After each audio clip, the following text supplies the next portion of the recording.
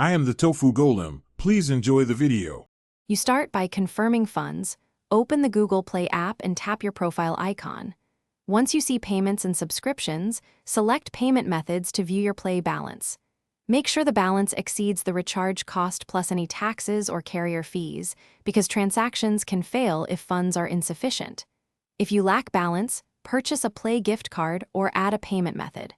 Once done, proceed to your carrier's recharge option or a trusted third-party app that accepts Play balance.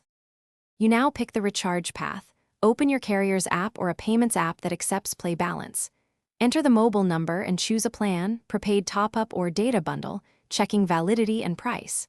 At checkout, tap Change Payment Method and select Google Play Balance. On some apps it appears as Google Play or Play Balance. Confirm merchant details and double-check amount.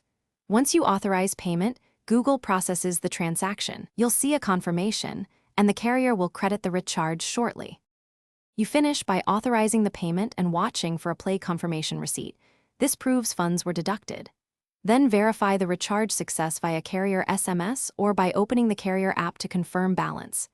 If the recharge doesn't arrive within a few minutes, make sure your Play balance actually decreased. If it did and you still lack credit, contact the carrier with the Play receipt.